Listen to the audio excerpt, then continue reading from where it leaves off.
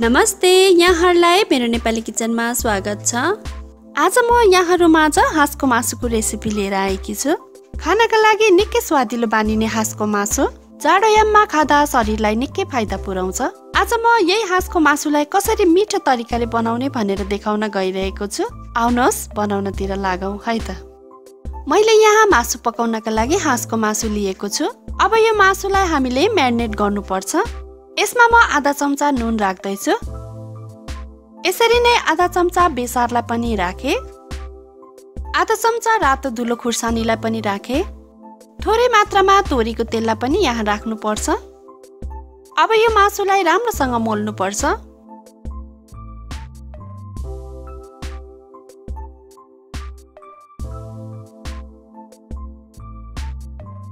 यसरी म्यारिनेट गरेको मासुलाई आधा घण्टा जति छोपेर राख्नुपर्छ। आधा घण्टा पछि अब यो मासु पकाउनका लागि तयार भइसकेको छ। मैले यहाँ ग्यास अन गरेर एउटा प्यानलाई बसाले। 4 चम्ची जति तोरीको तेललाई यहाँ राख्नुपर्छ। हाँसको मासुलाई तोरीको तेलमा पकाउँदा एकदमै स्वादिलो हुन्छ।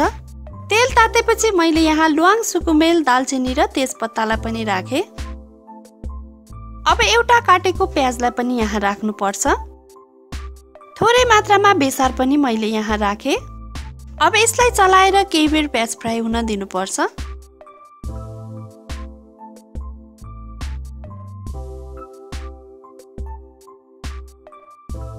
प्याज हल्का खरिएपछि मैले यसमा अघि मोलेर राखेको मासुलाई पनि राखे।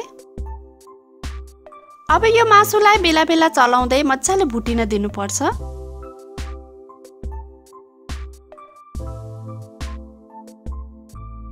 मासुबाट पानी निस्किरहेको छ। यसलाई बेला बेला चलाउँदै पकाउँदै जानुपर्छ। अब चाहिँ मासुको पानी सुकेर यसबाट तेल निस्किन थालेको छ। मासु यतिको भएपछि चाहिँ मैले यसमा काटेको अदुवाको टुक्राहरूलाई राख्न गइरहेको छु। अदुवालाई यसरी पातलो स्लाइस पारेर काट्नुपर्छ। यसरी अदुवा राख्दा चाहिँ हाँसको मासुबाट आउने हिलोको स्मेल पनि जान्छ र अदुवा पनि मासु सँगसँगै भुटिएर पछि एकदमै मिठो स्वादको हुन्छ।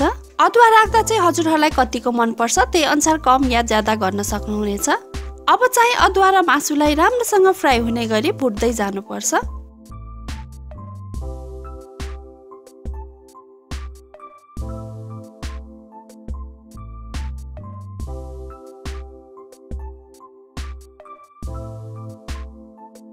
मिडियम फ्लेममा केही बेर फ्राई गरिसकेपछि मासु सँगसँगै अदुवा पनि राम्रोसँग फ्राई भइसकेको छ।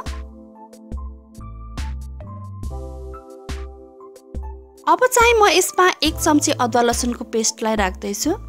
यसलाई एकपटक चलाउनु पर्छ।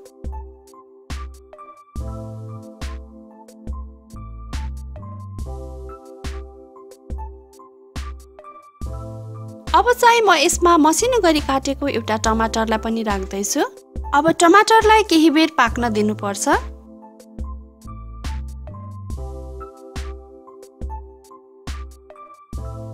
यसलाई केही बेर छोपेर पकाऊ। 3 मिनेट जति छोपेर पाकिसकेको छ। म यसलाई खोल्दैछु। अब म यसमा आधा चम्चा जति नुन राख्दैछु। नुन चाहिँ हामीले सुरुमा मासु म्यारिनेट गर्दा पनि राखेको हुनाले ध्यान दिएर राख्नुपर्ने हुन्छ। आधा चम्चा जिरा धनियाको धुलोलाई पनि राख्दैछु। आधा चम्चा जति कश्मिरी लाल मिर्चलाई पनि राखे। 2-3 वटा मसिनो गरी काटेको हरियो खुर्सानीलाई पनि मैले यहाँ राखे। अब यो सबै मसलाहरूलाई मासुमा राम्रोसँग मिक्स हुने गरी चलाउनु पर्छ।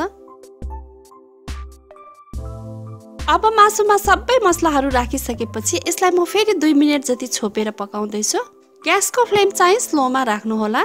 अब 2 मिनेट पछि खोलेर म यसमा मसिनो गरी काटेको हरियो धनिया पत्तालाई पनि राख्दैछु।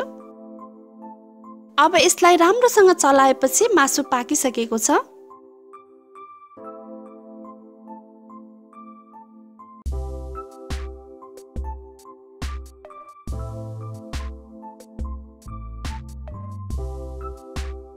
अब ग्यासको फ्लेम अफ गर्दैछु। अब मासु पाकिसकेको छ। बास्ना पनि एकदमै मिठो आइरहेको छ। अब यो मासुलाई म एउटा प्लेटमा सर्भ गर्दैछु। अब हामीले यसलाई चिउरा अथवा भात जेसँग पनि खान सक्छौं। हजुरहरूले पनि हाँसको मासु पकाउँदा अवश्य पनि यसरी नै ट्राई गर्नुहोला। आशा छ यहाँहरूलाई एकदमै मन पर्नेछ। यहाँहरूलाई मेरो भिडियो कस्तो लाग्यो मन पर्यो भने लाइक कमेन्ट र शेयर अवश्य पनि गरिदिनु होला। यदि सब्स्क्राइब गर्नुभएको छैन भने सब्स्क्राइब गरेपछि छेउमा रहेको बेल आइकनलाई अवश्य पनि क्लिक गरिदिनु होला। यसले गर्दा मेरो नयाँ भिडियोहरूको नोटिफिकेसन यहाँहरूमाझ सजिलै आउने गर्छ। हवस् त, यहाँहरूको दिन सुखमय बितोस्। धन्यवाद।